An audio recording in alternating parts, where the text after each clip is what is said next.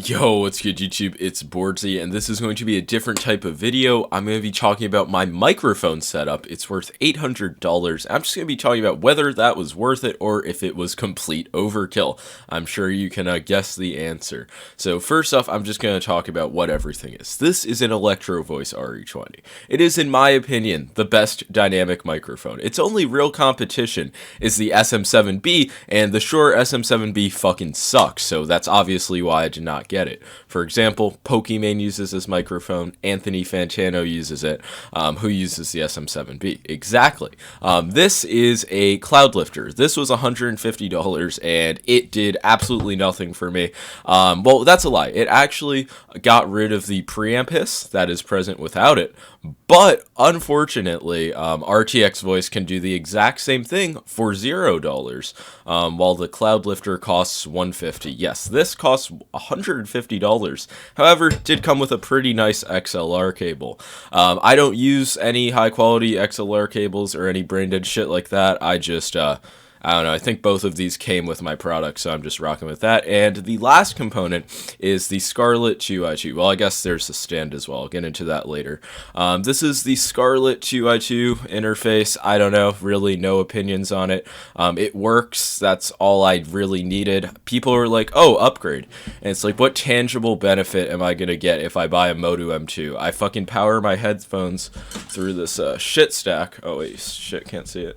Never mind, I can't pull it anymore, but believe me, this is a shit stack. But I don't know, maybe I am wrong and getting a better amp would somehow help me out, but I just don't know how so, and I've watched plenty of C description videos, so I don't know how much more well-versed I could be on audio theory.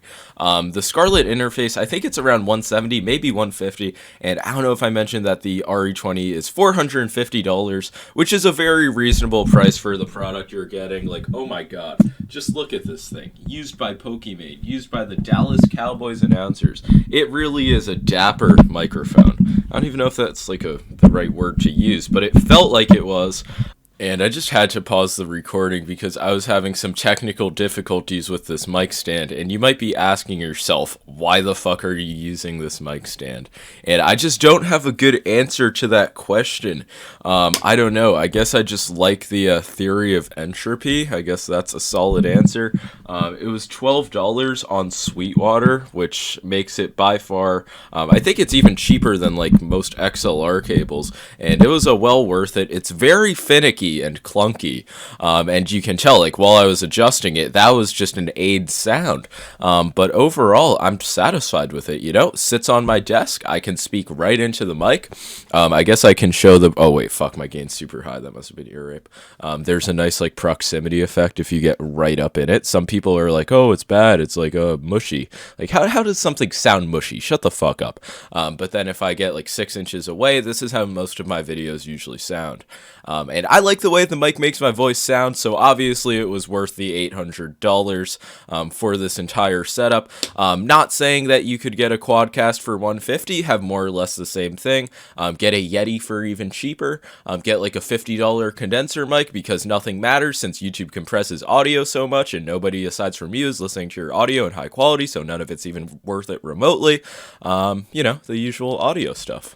And I really think that, if anything, the cloud lifter made my mic too sensitive. Even when I have it on the lowest gain while I'm streaming, like, people can still hear my dogs barking.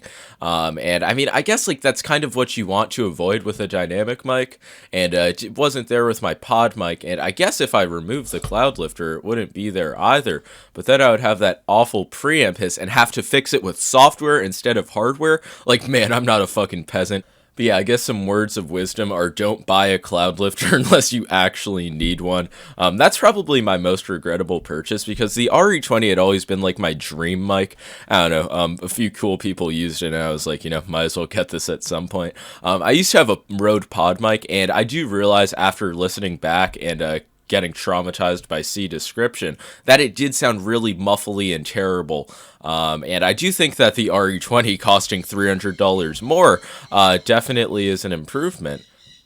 As you could hear right there, it was picking up my bird, which was a few rooms away. So I guess if that is the effect that you're looking for, this setup would be great. But I would prefer only to capture my voice while doing voiceovers. But, you know, obviously that cannot happen. And yeah, if you could not tell already, I absolutely love my mic setup, everything about it, zero flaws. I think that if you settle for a budget mic, you're just an absolute buffoon. You have to be gatekept by the elitist microphone community. Because if you're not wasting money on audio, why the fuck are you even speaking into a mic? Like, think about it. You obviously cannot create any form of content online with just like a headset microphone. You clearly need something better. And that's in no way me just coping with a bad purchase or anything. It's just obvious. Why would you just use a basic mic that transmits your voice when you could get an advanced mic that transmits your voice? And I'm not trying to say that a higher quality mic has no benefits to it. For one, I just want to mention, I think that microphones, unlike any other product, like this thing is fucking indestructible. There are probably RE20s like from the 1970s still in use. I have full confidence that I could never destroy this microphone no matter the circumstances. And also for me as a mouse reviewer, I do a lot of sound tests, and I think that it is great for those, far better than any mic I've had before.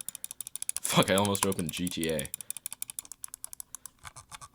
I really feel like it captures a lot of the sound, and you can notice that in YouTube videos. But I'm just saying, like, overall, unless you have a niche like that where, like, you're strongly benefiting from high-quality audio, like, if you're just talking to people on Discord or in game chat, shit like that, you straight up don't need a good mic.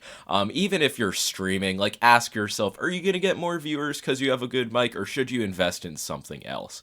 I feel like just having a solid budget mic will be more than enough for most people, and that is coming from somebody who in the past year has gone through all stages of microphones, aside from like Neumann, which will be my next stage. I'm gonna get a U87, just you wait. But like I was saying, I've basically been through all stages of mics this year. Went from the Blue Snowball to the Rode PodMic, which was my first XLR mic, and then I went back to the Quadcast S because they sent it out to me, and then I finally upgraded to, I guess what my endgame mic is, the RE20, unless I get that U87.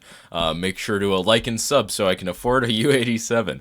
And after going through all the stages, I'm not going to go back from the high quality dynamic microphone. And I think the RE20 is an exceptional mic. The pricing, I don't even know where to begin of like about my thoughts on the pricing. $450 for like a almost perfect mic in my opinion that'll last you a lifetime.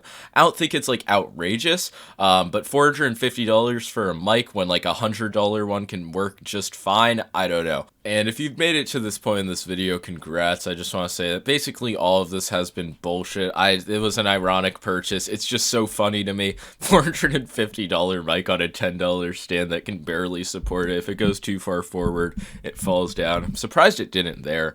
It's toppled over and hit my monitor a few times, but it is a testament to the monitor's strength. But I feel like I'm gonna break it at one point, then that'll fucking suck. But be sure to be sure to leave a like and sub, because I don't really know if I'm going to be making any more audio videos, because I think that this is my endgame setup, unless I am somehow convinced to upgrade the fucking preamp. But I don't know, maybe I'll get a U87, but $3,000 for a microphone, good god.